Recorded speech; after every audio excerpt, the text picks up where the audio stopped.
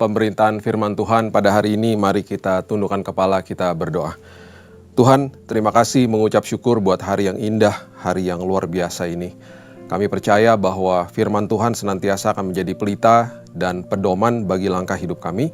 Dan kami percaya hari ini Tuhan, kami dimerdekakan. Karena kami tahu Tuhan bahwa Tuhan itu hidup. Dan bahkan kalau kami berjalan bersama dengan Tuhan, hidup kami penuh dengan kesaksian.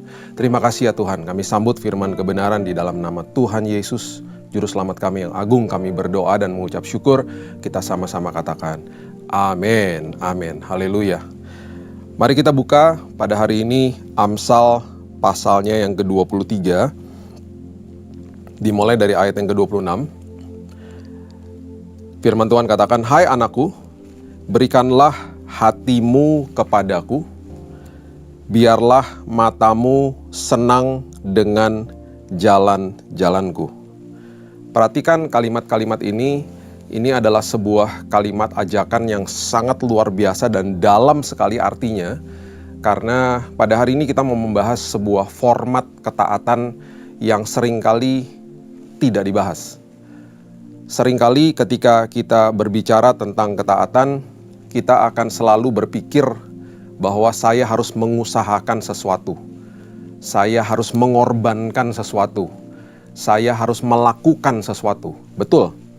Tetapi ada satu format ketaatan yang tidak dibahas dan seringkali akhirnya terlewat dari hidup kita dan kita akhirnya tidak menikmati pemberian-pemberian Tuhan. Ya. Format itu adalah, salah satu format ketaatan itu adalah menerima daripada Tuhan. Nah, ayat ini mengatakan bahwa, hai anakku, berikanlah hatimu kepadaku. Berikan hatimu kepadaku. Ya. Kemudian dikatakan, kalau engkau memberikan hatimu kepadaku, nanti matamu akan senang dengan jalan-jalanku. Senang dengan jalan-jalanku. Kata senang itu artinya adalah ratsah, natsar. Ada dua kata di situ, bahasa Ibrani. Ratsah dan natsar itu adalah kalimat yang menggabungkan bagaimana kita akhirnya bisa melihat, artinya kita melihat jalan-jalan Tuhan, kita melihat rancangan Tuhan, kita melihat rencana Tuhan yang begitu indah terjadi atas hidup kita. Dengan kata lain, berikan hatimu kepadaku, engkau akan menikmati perjalanan hidupmu bersama dengan aku. Memberikan hati bukan sekedar hanya kita taat, tetapi kita juga belajar menerima daripada Tuhan. Dan itu adalah sesuatu yang sangat-sangat luar biasa yang Tuhan mau kita sadari setiap hari. Karena setiap hari banyak perkara besar yang Dia sudah sediakan dan titipkan untuk kita. Salah satunya Yohanes 14 ayat 27. Setelah Yesus membahas tentang Roh Kudus, Dia membahas tentang damai sejahtera yang Dia telah tinggalkan bagi kita. Sangat rugi kalau kita tidak menerima damai sejahtera itu. Itu sebabnya setiap pagi ketika saya bangun pagi, saya berdoa dan saya mulai serah terima sama Tuhan semua kekhawatiran saya, walaupun saya belum merasakan kekhawatiran itu. Jadi ketika bangun pagi, saya sudah biasakan untuk mengatakan, Tuhan, kalau sampai ada kekhawatiran hari ini, aku serahkan kepadamu ya Tuhan. 1 Petrus 5 ayat 7. Aku tukar dengan damai sejahtera yang engkau telah tinggalkan bagi aku. Dan bahkan di ayat itu, di Yohanes 14 ayat 27, dengan lebih dalam lagi, Yesus katakan, damai aku berikan bukan seperti yang dunia berikan. Damai yang Tuhan berikan adalah damai setiap musim. Selagi ada badai. Damai yang dunia berikan adalah damai setelah badai itu selesai. Jadi kita perlu pahami bahwa damai yang Tuhan sediakan dan tinggalkan bagi kita itu adalah damai untuk semua musim kehidupan ini. Baik itu suka atau duka, damai itu sudah diberikan. Itu sebabnya Dia mulai katakan lagi, jangan gelisah dan jangan gentar hatimu. Jangan gelisah, jangan gentar hatimu. Karena aku sudah siapkan dan sudah sediakan bagimu. Belajar untuk menerima setiap hari. Belajar untuk menyerahkan kekhawatiran, menyerahkan problema kita kepada tangan Tuhan, belajar menerima damai yang Dia sudah siapkan, tinggalkan, wariskan untuk kita.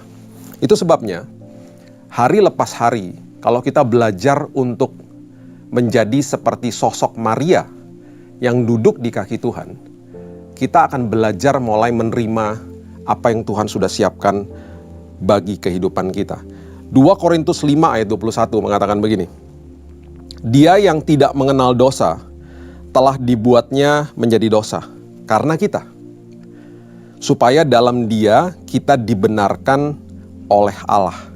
Karena kita sudah dibenarkan, karena kita sudah dilayakan, kita sudah disiapkan oleh Tuhan perkara indah untuk kita bisa hidup setiap hari. Ingat, yang saya dari tadi utarakan adalah perkara-perkara yang Tuhan siapkan untuk memproteksi jiwa, roh kita, dan akhirnya juga tubuh kita, yaitu hal-hal justru yang tidak terlihat. Hal-hal itu adalah damai sejahtera, sukacita, kasih, perlindungan, penyertaan, hikmat, pengharapan. Itu adalah hal-hal yang tidak fana, hal-hal yang penuh dengan nilai kekekalan, yang Yesus sudah siapkan setiap hari untuk kita. Kejar hal-hal itu, dan kemudian kita akan menghidupi hidup ini dengan kemenangan hari lepas hari. Jangan mengejar hal-hal yang fana, jabatan, harta, status, ketenaran, dan seringkali karena manusia seringkali mengejar hal-hal yang terlihat, manusia memang selalu punya kecenderungan untuk memperlihatkan hal-hal itu kepada orang lain. Itu hal-hal yang fana. Carilah dahulu kerajaan Allah dan kebenarannya, baru segala sesuatu ditambah-tambahkan dalam hidup kita. Seringkali akhirnya manusia mencari hal-hal seperti itu dan tidak sadar bahwa walaupun dia punya harta banyak, uang banyak, tidak ada damai di dalamnya. Saya punya teman yang tinggal di kos-kosan. Kalau bicara sama dia, kelihatan matanya berbinar-binar karena dia mengasihi Tuhan dan dia menerima kasih karunia Tuhan, menerima damai dari Tuhan. Hidupnya pas-pasan. Saya juga punya teman seorang, sama-sama dua-duanya orang Kristen, yang satunya punya rumah mewah, apartemen, dan lain sebagainya. Satu hari yang orang kaya ini terjun dari apartemennya, bunuh diri. Jadi apapun yang ada melekat dengan kita, apapun harta yang kita miliki atau hal-hal yang terlihat itu, tidak pernah akan bisa menjadi jaminan. Karena dasar dari segala-galanya adalah Tuhan sudah sediakan semua hal-hal yang memiliki nilai kekekalan yang Dia sudah siapkan bagi kita. Terimalah hari ini. Terimalah hikmat dari Tuhan supaya kita bisa mengelola juga kehidupan kita ini. Semua apapun yang melekat di aspek kehidupan kita patut dikelola. Karena itu semua punya Tuhan. Kita patut mengelola keuangan kita. Kita patut mengelola usaha kita. Kita patut mengelola pekerjaan kita. Kesehatan kita. Keluarga kita. Anak, istri, suami kita. Pernikahan kita. Minta hikmat sama Tuhan. Di dalam semua aspek kehidupan ini, Tuhan sudah memiliki hikmat yang luar biasa, hikmat ilahi yang Dia sudah siapkan bagi kita. Sekali lagi, kita sudah dibenarkan, kita sudah dilayakan. Hari ini kita hidup taat bukan untuk dilayakan. Hari ini kita hidup taat karena kita sudah dilayakan. Itu sebabnya terimalah. Itu sebabnya Tuhan katakan, engkau adalah ranting, aku adalah pokok anggur. Engkau melekat kepada aku. Jadi apapun yang pokok anggur miliki akan mengalir kepada ranting-ranting. Waktu saya sakit kanker, saya katakan, Tuhan, saya ranting. Tuhan adalah pokok anggur. Saya percaya kesembuhan mengalir kepada tubuhku hari ini. Saya percaya damai sejahtera mengalir kepada tubuhku, kepada kehidupan pikiran hatiku hari ini. Supaya apapun vonis dokter yang betul memang menakutkan, justru ketika aku berjalan bersama dengan kebenaran firman Tuhan, aku merasa damai hari ini. Saya percaya apapun pergumulan hidup kita, justru ketika kita belajar menerima daripada Tuhan, kita akan terbuka mata rohani kita. Kita tidak akan lihat besar masalah kita akan melihat kebesaran Tuhan. Seperti 12 pengintai ketika kembali, 12-12-nya lihat raksasa. Yang 10 katakan, bos mereka besar, kita nggak mungkin bisa masuk. Yang 2 katakan, betul mereka besar, tapi Tuhan kita lebih besar. Minta sama Tuhan supaya kita dibukakan mata rohani kita, supaya kita bisa melihat perkara indah, perkara yang dahsyat yang Tuhan sudah siapkan bagi kita. Kuasa Tuhan, pertolongan Tuhan, selalu indah, selalu dahsyat bagi setiap anak-anaknya. Ya. Lukas 10 ayat 38 sampai 42 ini adalah sebuah contoh tentang apa yang terjadi dengan Maria dan Marta. Dan perhatikan, ini adalah sebuah pelajaran yang sangat luar biasa tentang menerima daripada Tuhan. Seringkali manusia berusaha untuk melakukan sesuatu, untuk mendapatkan sesuatu daripada Tuhan, padahal Tuhan mau kita duduk diam di kakinya, untuk menerima apa yang Dia sudah sediakan hari ini untuk kita. Lukas 10 mengatakan ayat 38, ketika Yesus dan murid-muridnya dalam perjalanan, tibalah ia di sebuah kampung, seorang perempuan yang bernama Marta menerima dia di rumahnya. Perempuan itu mempunyai seorang saudara bernama Maria. Perhatikan kalimat ini, Maria ini duduk dekat kaki Tuhan dan terus mendengarkan perkataannya. Terus mendengarkan perkataannya. Ya, duduk dekat kaki Tuhan, terus mendengarkan perkataannya. Posisi dia adalah posisi menerima. Posisi menerima. Sedang Marta sibuk sekali melayani. Perhatikan apa yang dilakukan dengan orang-orang yang senantiasa berusaha melakukan sesuatu supaya mendapatkan dari Tuhan. Ya. Ia mendekati Yesus dan berkata, "Tuhan, tidakkah engkau peduli bahwa saudaraku membiarkan aku melayani seorang diri?" Yang pertama yang disalahkan adalah Tuhan. Tuhan, tidakkah engkau peduli? Perhatikan kalimat-kalimat ini narasi yang sangat dalam, yang luar biasa. Kemudian dia mulai menyalahkan saudaranya, bahwa saudaraku membiarkan aku melayani seorang diri. Ya, perhatikan ini baik-baik.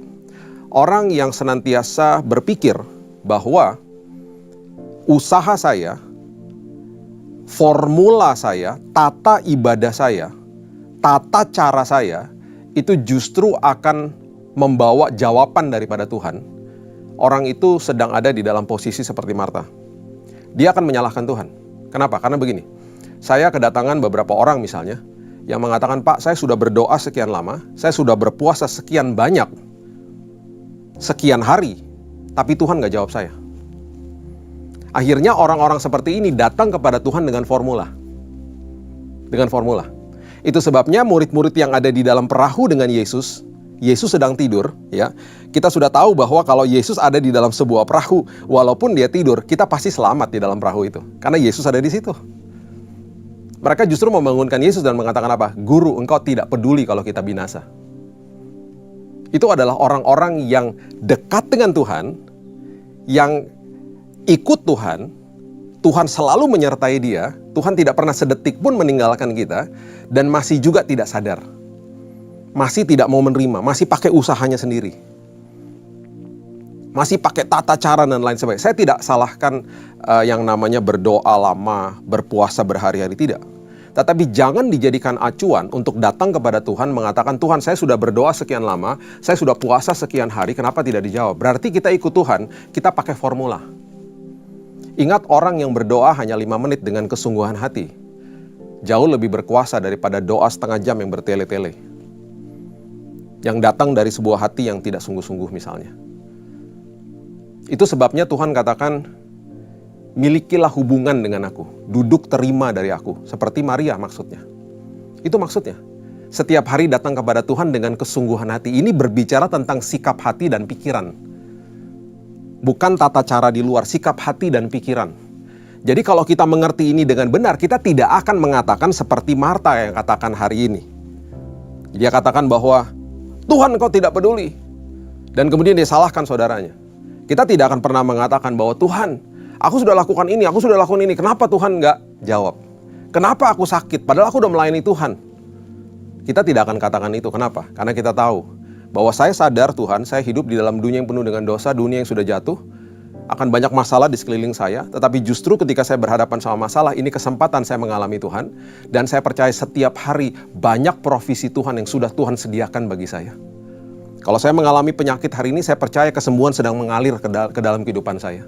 Kalau saya sedang bergumul dengan permasalahan saya percaya provisi Tuhan sedang mengalir kepada kehidupan saya. Saya menerima Tuhan hari ini. Saya menerima kasih karunia Tuhan. Saya menerima Tuhan provisi daripada Tuhan. Saya menerima pemulihan daripada Tuhan. Saya menerima kesembuhan daripada Tuhan hari ini. Saya duduk di kaki Tuhan dan saya menerima Tuhan. Dan kemudian Tuhan menjawab, "Marta, Marta, engkau khawatir dan menyusahkan diri dengan banyak perkara." Itu jawaban Tuhan. Jangan sampai dia katakan, engkau khawatir dan menyusahkan diri dengan banyak perkara. Orang yang menyusahkan diri dengan banyak perkara pasti khawatir. Orang yang duduk di dalam kaki Tuhan, di kaki Tuhan dan terus menerima daripada Tuhan adalah orang yang menerima damai sejahtera Tuhan. Dan akhirnya ini yang Yesus katakan, tetapi hanya satu saja yang perlu. Hanya satu saja yang perlu, berarti tidak ada yang lebih perlu daripada itu. Yang kedua dia katakan, Maria telah memilih bagian yang terbaik, berarti tidak ada yang lebih baik daripada itu. Dan yang ketiga dia katakan, yang tidak akan diambil daripadanya. 3 hal Yesus katakan, tidak ada yang lebih perlu, tidak ada yang terbaik, tidak akan bisa diambil daripadamu. Yaitu apa? Ketika engkau duduk di kaki Tuhan dan belajar menerima apa yang Tuhan sudah siapkan dan sediakan bagi kita setiap hari. Ini adalah postur hati, postur daripada sikap hati dan sikap pikiran kita yang datang kepada Tuhan setiap hari. Ini sebabnya akhirnya kita belajar untuk masuk ke dalam perhentian Tuhan. Rest in Him. Katakan kepada jiwa kita, Tuhan, aku mau dibaringkan di padang yang berumput hijau. Supaya jiwaku segar. Supaya jiwaku ini akhirnya bisa menerima kebenaran-kebenaran dan provisi daripada Tuhan yang Tuhan sudah siapkan bagi aku yang sangat melimpah. Aku ini anak Tuhan. Aku ahli waris. Aku orang-orang yang punya hak penuh atas semua janji Tuhan. Dan itu sebabnya hari ini Tuhan, karena aku anak, aku melekat kepada sumber atas segala sumber. Kepada Bapa yang adalah sumber dari segala sumber. Apa yang punya Bapa punya saya. Saya menerimanya Tuhan.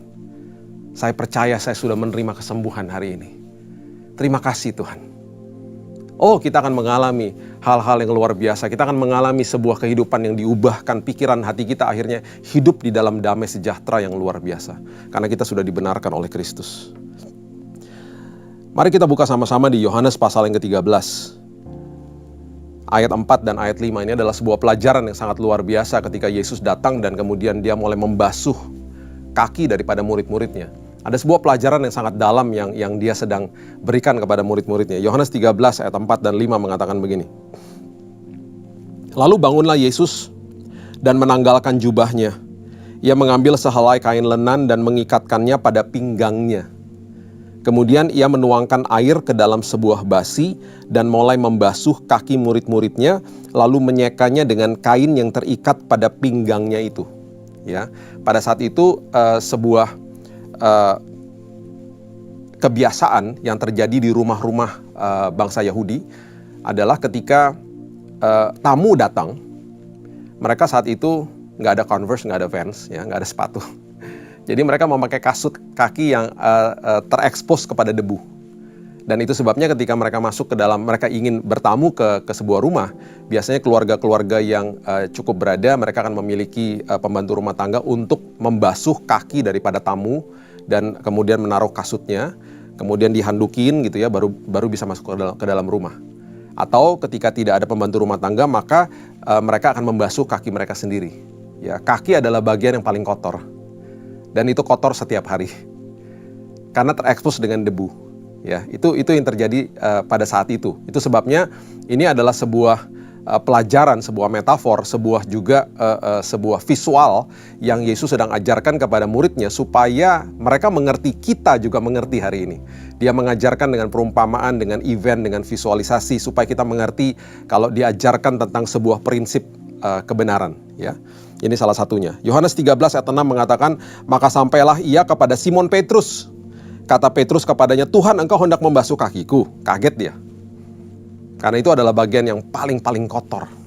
Dia merasa tidak layak. Samalah seperti kita. Tuhan, masa laluku sangat-sangat busuk, sangat buruk, sangat kelam Tuhan. Masa sih aku sudah dilayakkan? Makanya kita masih terus mengatakan, Tuhan layakan aku, Tuhan layakan aku. Kita masih berdoa seperti itu kadang-kadang. Padahal kita sudah dilayakkan di kayu salib. Tetelestai, sudah selesai di kayu salib. Jawab Yesus kepadanya ayat 7, apa yang ku perbuat, engkau tidak tahu sekarang, tetapi engkau akan mengertinya kelak. Engkau akan mengertinya kelak. Jangan sampai kita ada di dalam posisi ini. Mengertinya nanti. Biarlah firman Tuhan hari ini membukakan pikiran dan hati kita supaya kita hari ini pun kita mengerti bahwa kita sudah dilayakkan oleh Kristus. Ya. Yohanes 13 ayat 8 mengatakan, kata Petrus kepadanya, engkau tidak akan membasuh kakiku sampai selama-lamanya. Enak aja, jangan dong, gak boleh ah. Aku nggak layak gitu loh. Ya, jawab Yesus, jikalau aku tidak membasuh engkau, engkau tidak mendapat bagian dalam aku. Perhatikan kalimat-kalimat ini. Kalau aku tidak membasuh kakimu, engkau tidak mendapat bagian dalam aku. Dalam itu adalah sesuatu kalimat yang sangat-sangat penting. Itu adalah kalimat yang artinya meta. Meta dalam bahasa Yunani. Di dalam bahasa Inggris, dengan lebih jelas kalimat ini dikatakan begini.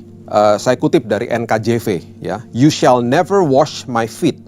And Jesus answered him, if I do not wash you, you have no part with me. Kalau aku tidak membasuh kakimu, kamu tidak akan mendapatkan bagian di dalam aku.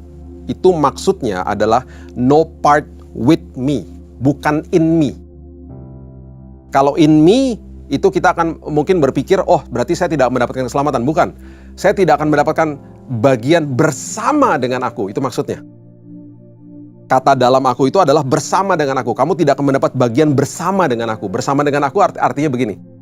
Kamu tidak akan meta, kamu tidak akan diubahkan, kamu tidak akan mengalami perjalanan yang indah bersama dengan aku. Itu maksudnya. Kalau aku tidak basuh kakimu, kaki itu adalah gambaran daripada pikiran dan hati kita yang setiap hari perlu proses pengudusan. Proses sanctification setiap hari. Karena kotor. Tiap hari pasti ada dosa yang kita lakukan sengaja atau tidak sengaja. Itu tiap hari Tuhan mau kuduskan setiap hari. Kalau kamu tidak aku kuduskan, kalau kamu tidak tahu bahwa kamu sudah dibenarkan, sudah dilayakkan, engkau tidak akan enjoy your life. Kamu tidak akan menikmati hidup ini karena kamu nggak belajar terima dari aku. Kamu jadi bingung terus. Berusaha sana sini, akhirnya ujung-ujungnya bertransaksi dengan Tuhan. Kalau aku begitu nanti Tuhan begini ya, kalau aku begini Tuhan begini ya. Kita teruskan. Ayat yang ke-9, Yohanes 13 ayat 9. Kata Simon Petrus kepadanya, Tuhan, jangan hanya kakiku saja, tetapi juga tangan dan kepalaku deh. Jadi akhirnya Petrus setelah diajari, masih juga nggak mudeng. Masih juga kurang. Pengertiannya kurang paham. Ya udah, sekalian deh semuanya deh. Dibasuh aja semuanya. Sekalian aja sampai tangan dan kepalaku gitu ya. Kemudian diperjelas lagi sama Yesus. Jadi ini interaksi yang luar biasa yang juga mengajarkan kepada kita tentang keselamatan. Yohanes 13 ayat 10 kata Yesus kepadanya, barang siapa telah mandi, ia tidak usah membasuh diri lagi selain membasuh kakinya. Jadi maksudnya kalau sudah diselamatkan sekali, ya udah, kamu sudah diselamatkan. I give you salvation. Saya sudah menyelamatkan hidupmu. Kamu sudah dibenarkan. Ya.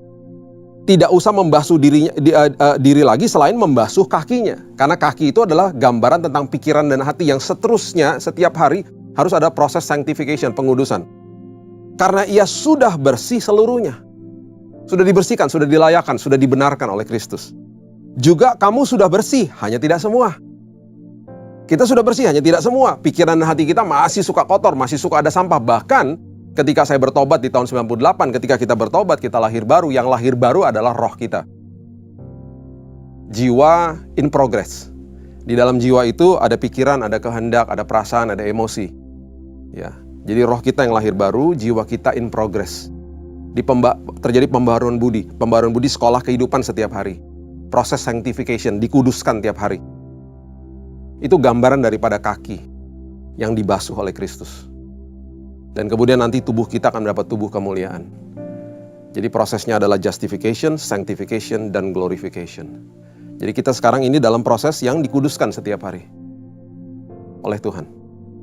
Dan itu sebabnya dia katakan, sudah aku berikan keselamatan, tetapi kamu masih kotor karena kamu masih hidup di dalam dunia. Dan itu sebabnya aku datang hari ini untuk membersihkan. Terima dari aku. Ya. Ini adalah pengertiannya. Kita mundur sedikit, Kejadian 3 ayat 14. Pengertiannya apa? Tentang debu gitu ya. Kejadian 3 ayat 14. Lalu berfirmanlah Tuhan Allah kepada ular itu, karena engkau berbuat demikian, terkutuklah engkau di antara segala ternak dan di antara segala binatang hutan. Dengan perutmu lah engkau akan menjalar, perhatikan ini, dan debu tanahlah akan kau makan seumur hidupmu. Debu tanah itu akan menjadi makanan daripada si jahat. Makanan daripada si iblis. Ya. Siapa debu tanah itu? Coba kita lihat Kejadian 2 ayat 7. Ketika itulah Tuhan Allah membentuk manusia itu dari debu tanah dan mengembuskan nafas hidup ke dalam hidungnya. Demikianlah manusia itu menjadi makhluk yang hidup. Jadi kita ini dibuat dari debu tanah. Sementara makanannya si iblis adalah debu tanah. Itu sebabnya kita adalah incarannya dia. Dia selalu membidik kita setiap hari dan dia tidak ada tanggal merah. Iblis setiap hari akan mematahkan semangat, mencobai, menuduh, dan membohongi kita setiap hari. Tidak ada tanggal merah. Mematahkan semangat, mencobai, menuduh, dan membohongi setiap hari. Karena kita menjadi mangsanya dia. Seperti Alkitab katakan, debu tanah, kita ini. Itu sebabnya Tuhan Yesus datang untuk membersihkan kita dari kebohongan-kebohongan dia. Untuk memproteksi kita. Karena kita adalah mangsanya dia, mangsanya si iblis. Ingat hari ini, yang dia hanya bisa lakukan, dia hanya bisa mematahkan semangat, mencobai, membohongi, dan menuduh kita saja. Dia akan serang pikiran dan hati kita. Itu sebabnya setiap hari pikiran dan hati kita patut dibersihkan sama Kristus. Kalau tidak, kita gampang dibohongi, gampang ditakuti, gampang dituduh sama dia, dipatahkan semangatnya setiap hari. Karena dia seperti singa yang berjalan berkeliling, mengaum-ngaum, mencari mangsa yang dapat ditelan. Berarti ada orang-orang yang tidak dapat ditelan. Siapa? Saudara dan saya. Karena kita setiap hari membiarkan pikiran dan hati kita dibasuh oleh Kristus. Oleh kebenaran firman Tuhan. Itu sebabnya cintailah firman Tuhan, hiduplah dikuasai oleh firman Tuhan. Kita akan enjoy, kita akan betul-betul, hidup kita akan betul-betul menikmati dengan perjalanan hidup kita dengan Tuhan. Walaupun kita sedang berhadapan dengan masalah, kita menikmati perjalanan hidup kita karena kita menikmatinya bersama dengan Yesus. Kita diubahkan karakter kita. Kita berjalan bersama sumber atas segala sumber. Yang sudah menyediakan banyak hal-hal besar yang dia mau berikan setiap hari. Itu sebabnya sebagai penutup saya akan kembali baca ayatnya yang kelima, ya, Yohanes 13 ayat yang kelima. Dengan pengertian ini, ya, ini saya berdoa Bapak Ibu akan mengerti artinya, ya. Tadi kita sudah bahas satu persatu, sekarang kita balik lagi ke ayat yang kelima, dan ini akan mengandung arti yang sangat dalam. Kalau kita tadi sudah bahas, sekarang kita akan mengerti dengan lebih dalam. Ya, kemudian ia menuangkan air ke dalam sebuah basi dan mulai membasuh kaki murid-muridnya, ya. Kata membasuh di situ adalah kata yang diambil dari bahasa Yunani, yaitu nipto. Nipto itu adalah continuing present tense. Dia adalah sesuatu kata yang dilakukan terus-menerus. Jadi pembasuhan itu terjadi setiap hari. Terjadi setiap hari. Pikiran dan hati kita dibasuh sama Yesus setiap hari. Itu sebabnya hiduplah di dalam firman Tuhan. Dengar khotbah, baca firman. Bilang Roh Kudus terus berbicara sama saya, hidup di dalamnya. Supaya kita tidak bisa dibohongi sama iblis, tidak bisa dituduh sama dia. Ingat, kalau kita jatuh dalam dosa, di hari pertama, Roh Kudus itu menginsafkan kita, bukan menuduh. Itu sebabnya ada rasa bersalah. Aduh, aku jatuh dalam dosa. Ada conviction. Kita sedang disadarkan. Aduh, iya, oke Tuhan, ampuni aku Tuhan. Terima kasih Tuhan sudah mengampuni aku. Terima kasih dosaku sudah diampuni Tuhan. Besoknya, minggu depan, bulan depan, bahkan tahun depan, kalau sampai kesalahan itu masih diingatkan di dalam pikiran dan hati kita, itu bukan dari Tuhan. Itu dari iblis. Itu adalah tuduhan. Itu yang saya katakan tuduhan. Jadi Roh Kudus menginsafkan di hari pertama, setelah itu dia tidak akan menuduh kita. Jadi kalau sampai ada tuduhan-tuduhan itu bukan dari Tuhan. Hiduplah di dalam kemerdekaan firman Tuhan. Tahu bahwa setiap hari saya sudah dikuduskan, saya di-sanctify setiap hari, pikiran dan hati saya. Ya. Kemudian kita teruskan kata menyeka, ya, kata menyeka dari ayat ini, itu artinya adalah ekmaso. Ini adalah kata yang sangat indah. Ekmaso itu artinya adalah diluputkan dari ancaman si iblis. Jadi setiap hari Tuhan itu membasuh, pembasuhan itu dilakukan setiap hari, ya, kita dibersihkan setiap hari, dan dia menyeka itu maksudnya dia mengekmaso kita. Dia setiap hari dia meluputkan kita dari ancaman-ancaman iblis. Dia meluputkan pikiran dan hati kita itu dari tuduhan iblis, dari kebohongan iblis, dari hal-hal yang kita akan dipatahkan semangatnya, dicobai dan lain sebagainya. Kita akan diproteksi sama dia. Itu kegunaan daripada firman. Itu kegunaan ketika kita belajar menerima daripada Tuhan. Dan kemudian dikatakan kita di ekmaso itu ketika kita disekanya pakai apa? Disekanya dengan kain yang terikat pada pinggangnya itu. Nah, kain itu adalah kain lenan artinya. Kain lenan itu bahasa aslinya itu adalah sesuatu yang sangat-sangat indah, yaitu lention. Dan kata lention itu adalah artinya kebenaran. Setiap hari kita akan dibasuh, dibersihkan oleh kebenaran firman Tuhan. Dan setiap hari Yesus sendiri yang akan menjaga kita, memproteksi kita dari kebohongan dan tuduhan-tuduhan si jahat. Dan senantiasa setiap hari dia akan terus bisikan ke dalam hati dan pikiran kita. Anakku, engkau sudah aku benarkan. Engkau sudah aku layakan. Terimalah pelukanku, aku sangat mengasihimu. Aku tidak pernah berseberangan denganmu. Aku ada di sini karena aku adalah Bapa, sumber atas segala sumber. Itu sebabnya, terimalah kemerdekaan daripada Tuhan. Terimalah firman kebenaran hari ini. Duduk di kaki Tuhan. Dan terus mendengarkan perkataannya. Dan terus deklarasi setiap hari. Proklamasi setiap hari. Yang sakit terus katakan, Tuhan terima kasih, saya sudah disembuhkan. Karena kesembuhan sudah disediakan bagi aku. Yang mengalami problema keluarga, Tuhan, pemulihan sudah terjadi. Kita mungkin sedang mendoakan suami atau istri yang sudah bertahun-tahun. Bilang, Tuhan, aku percaya pemulihan sudah terjadi. Ubahkan diriku terlebih dahulu, Tuhan. Kita sedang mendoakan anak. Ada hubungan-hubungan yang retak. Kita sedang bergumul dengan usaha atau pekerjaan kita. Apapun itu. Terimalah dari Tuhan. Hari ini, damai sejahtera, sukacita, perlindungan, penyertaan, kesembuhan, dan juga kesehatan, hikmat pengharapan, melengkapi hidup kita dari hari ini sampai Maranatha. Saya percaya firman Tuhan hari ini memerdekakan hidup kita. Duduklah seperti Maria hari ini dan terimalah semua yang Tuhan sudah sediakan bagi kita. Tuhan memberkati. Mari kita berdoa. Tuhan, terima kasih. Mengucap syukur buat hari yang indah ini. Hamba-Mu berdoa, Tuhan, setiap daripada kami yang sudah mendengarkan firman ini, kami dimerdekakan. Karena setiap hari, Tuhan, kami dibasuh, diseka oleh kebenaran. Kebenaran firman Tuhan. Dan bahkan kami sudah dilayakkan, Tuhan. Itu sebabnya Tuhan sudah menyediakan perkara indah bagi kami. Kami melekat kepada sumber atas segala sumber. Kami adalah ranting yang melekat kepada pokok anggur. Itu sebabnya semua nutrisi kerajaan sorga, kebenaran firman Tuhan, mengalir kepada kehidupan kami hari ini.